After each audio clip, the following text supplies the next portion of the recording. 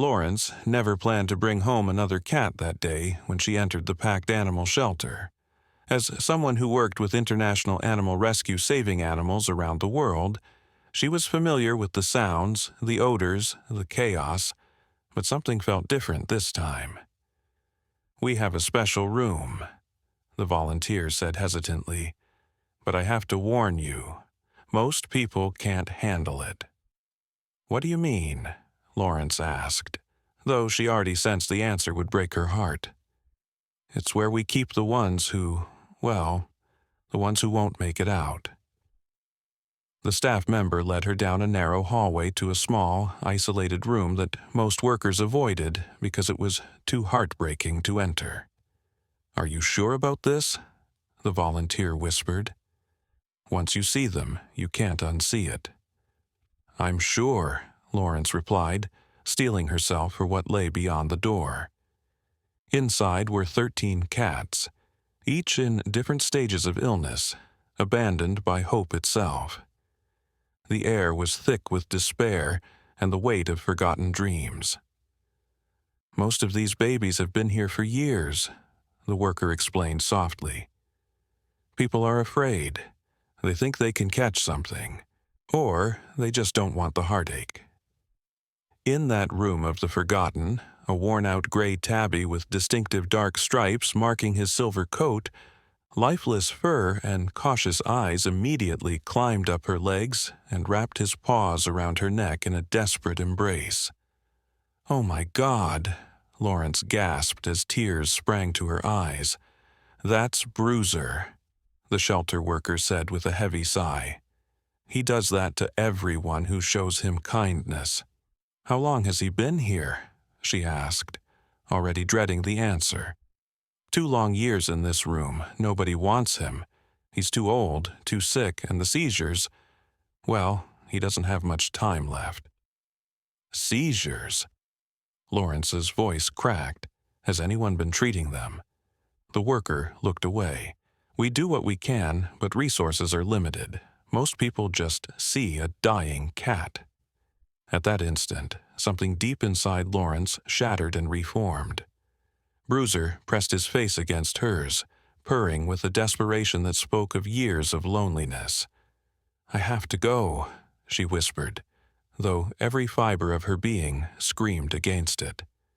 It took 2 people to pry Bruiser off her when it was time to leave. "Please don't leave me," his eyes seemed to say as they pulled him away. "I can't take a cat with leukemia," she whispered to herself as she walked away. But even as the words left her lips, she knew her heart had already been stolen. The volunteer called after her. "You know, in all my years here, I've never seen him react like that to anyone."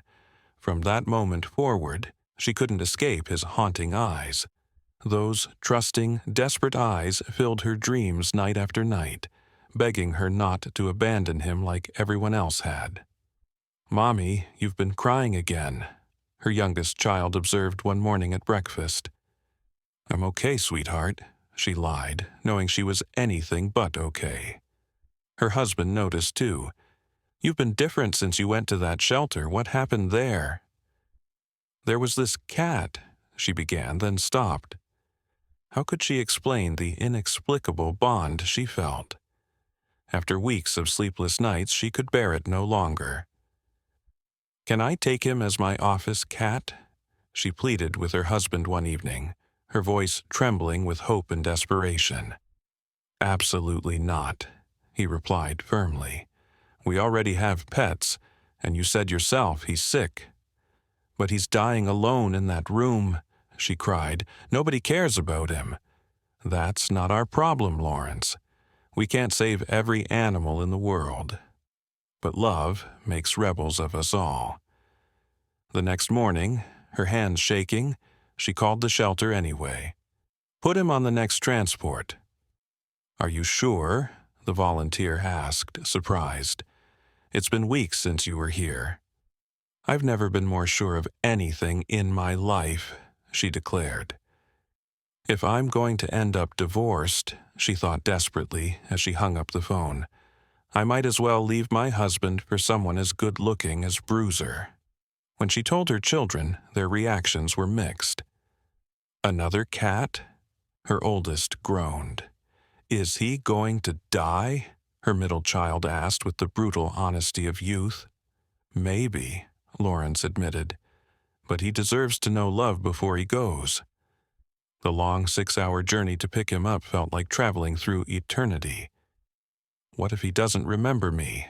She worried aloud during the drive. But when Bruiser arrived, despite her hopes, Lawrence still clung to false hope. "Maybe the tests were wrong," she told herself. "Maybe it's not as bad as they think."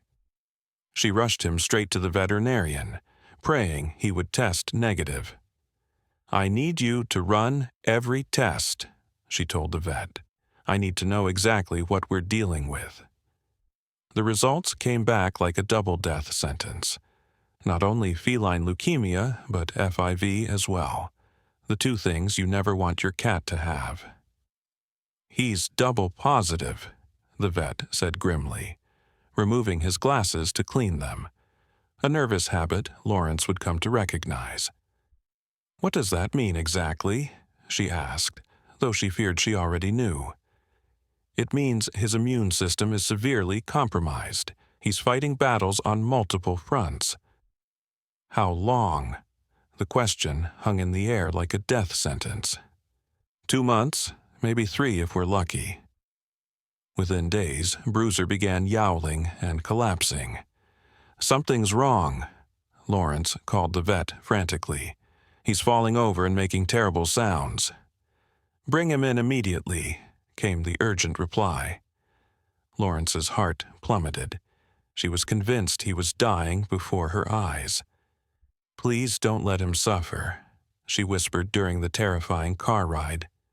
"Please let me get him there in time." The diagnosis revealed the cruel truth. Severe epilepsy that had tortured him for years in that lonely room, unnoticed, untreated, ignored. "Doctor, are you telling me he's been having seizures in that cage for years without anyone caring?" she whispered through her tears. "I'm afraid so," the veterinarian replied sadly. "These don't develop overnight." "I would have done anything to make him comfortable, but I also promised I would never let him suffer," she vowed with fierce determination. Her husband was less understanding. "This is exactly what I was afraid of," he said when she explained the mounting medical bills. "We're going to go broke keeping a dying cat alive." "He's not just a dying cat," she shot back. "He's family now." But Lawrence, a mother of 3 who had battled her own demons of postpartum depression and dedicated her life to saving animals across the globe, refused to surrender. "We're going to fight this," she told Bruiser, stroking his fragile head. "You and me together." The treatment regime was intensive. Phenobarbital twice daily to control the violent seizures. "Will you be able to give him pills twice a day, every day?" the vet asked. "Whatever it takes," she replied without hesitation. Visits to the vet every 2 weeks for B12 injections and weight checks became their routine. A special diet and probiotics to heal his ravaged digestive system. He had been leaving Hershey Kisses all over the house. "This is disgusting," her husband complained. "The whole house smells." "He can't help it," Lawrence defended him. "His body is healing." It took patience, love, and gallons of carpet cleaner, but gradually Bruiser's health stabilized. Through it all, Bruiser remained the most loving, affectionate soul she had ever known. "Mom, why does Bruiser follow you everywhere?" her daughter asked one day. "Because he knows I won't give up on him," she answered, realizing the truth as she spoke it. He refused to be just an office cat. He demanded to be a full member of the family. "He sits at the dinner table like he's people," her son laughed. "It's like he's been waiting his whole life to be part of a real family."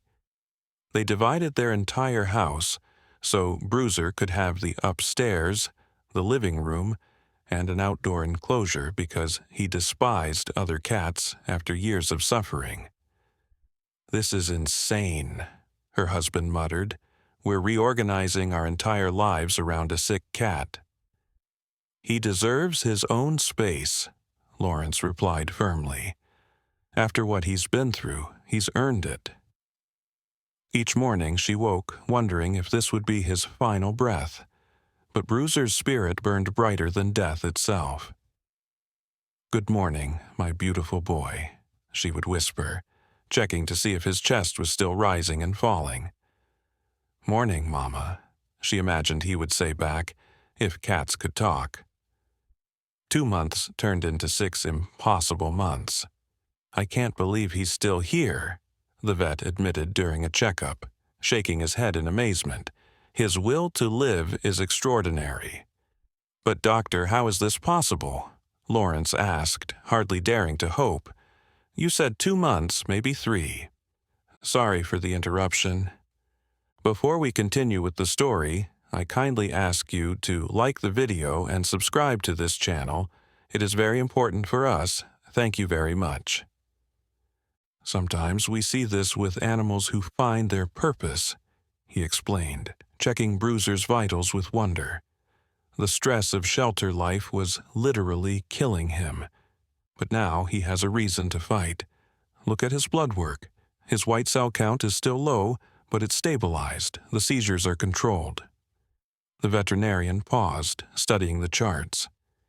"In my 30 years of practice, I've learned that the will to live can defy medical predictions. Bruiser isn't just surviving. He's thriving because he finally knows love. So, he could live longer than we thought. Let's take it one day at a time," the vet smiled cautiously. "But whatever you're doing, keep doing it. This cat is proving that miracles do happen." 6 months stretched into a miraculous year. "Doctor, is this normal?" Lawrence asked during their regular visit, watching Bruiser purr contentedly on the examination table. "Should I be worried that he's doing too well?" The veterinarian laughed. "Worried about good news?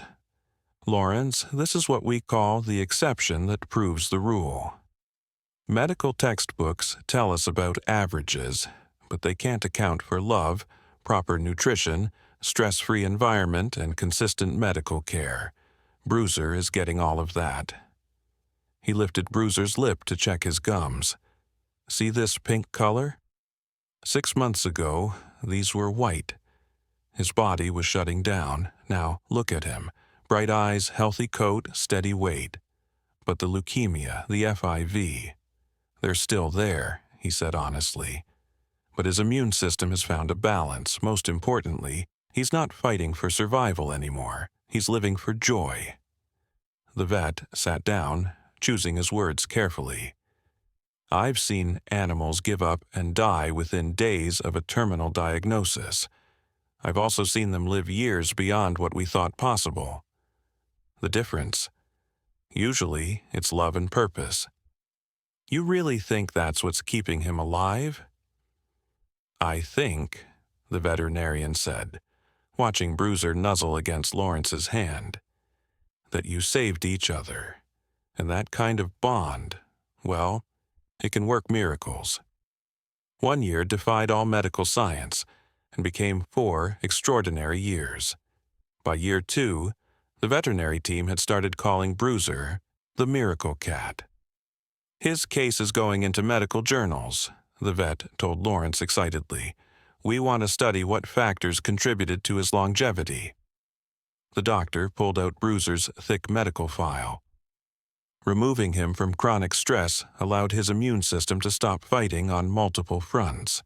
The consistent medication kept his seizures controlled. The specialized diet healed his digestive issues. "And the psychological factor," he continued, "is perhaps the most important. This cat went from believing he was unwanted and dying to knowing he was cherished and had a purpose. That transformation affects everything from hormone levels to immune response. By year 3, veterinary students were coming to observe Bruiser's checkups. This is what we call a case study in comprehensive care, the professor explained. Note how environmental factors, medical intervention, and emotional well-being combine to create outcomes that defy initial prognosis. In year 4, the impossible became their new normal. Honestly, the vet confided during what none of them knew would be one of Bruiser's final visits, I stopped being surprised by his resilience around year 2. Now, I just marvel at it. The diseases are still there, that hasn't changed, but his body learned to coexist with them. Think of it like this. Instead of fighting a war, his immune system learned to maintain a peaceful truce. The vet smiled sadly. Of course, truces don't last forever. Eventually, age and illness will catch up. But Lawrence, you gave him 4 years of joy instead of 2 months of despair. That's not just medical, that's miraculous. He kept living, his soul refusing to bow to the diseases ravaging his body. You're a miracle cat, she would tell him daily. My little miracle. But here comes the twist that no one saw coming. It was Lawrence who had been rescued all along. During her darkest battles with crippling anxiety and depression, wounds that had first torn her apart 3 months after her second child's birth, leaving her lost for over a year and a half before she found the courage to seek help, Bruiser would curl up against her trembling body, his soft purring a lifeline pulling her back from the abyss. I don't know what I'd do without you, she would whisper into his fur during her worst moments. Here was a cat who had been failed by people time and time again, yet still chose to pour out unconditional love. He saves me every day, she confided to her mother during a phone call. I thought I was saving him, but it's the opposite. When his final days arrived and his ravaged body could fight no more, Lawrence held vigil beside him until his very last heartbeat. It's okay, baby, she whispered, tears streaming down her face. You can go now, you fought so hard. Right before he slipped away forever, he reached out one final time and gently touched her tear-stained face. I love you too, she whispered. Thank you for choosing me. In her grief, she made a simple TikTok video to remember their beautiful moments together. I just want people to know how special he was, she said through her tears. The video exploded across the internet. Over 10.4 million views and 20,000 comments overnight. The whole world is crying with me, she told her family in shock. People around the world fell in love with Bruiser's story. They rushed to local shelters to adopt cats who had been waiting the longest. Because of Bruiser, I adopted a FELV-positive cat, one commenter wrote. They named their new cats Bruiser in his honor. His legacy spread like wildfire across the globe. This isn't just about one forgotten cat, she wrote in a follow-up post. This is about giving a chance to those that everyone else has written off as hopeless. When asked what she would say to Bruiser, she broke down, thank you. He was the greatest gift. Every animal deserves what Bruiser had, she would tell anyone who would listen. They won't be with us forever, Lawrence says, but in the time they have, they give us more love than we ever imagined possible. Did you enjoy this story? If you saw a sick, unwanted cat at a shelter that everyone said was hopeless, would you walk away or take him home? Let us know in the comments below. If you liked the story, subscribe to this channel and leave a like. The broken ones often have the biggest hearts. Thanks so much for listening. See you in the next video. Have a great day.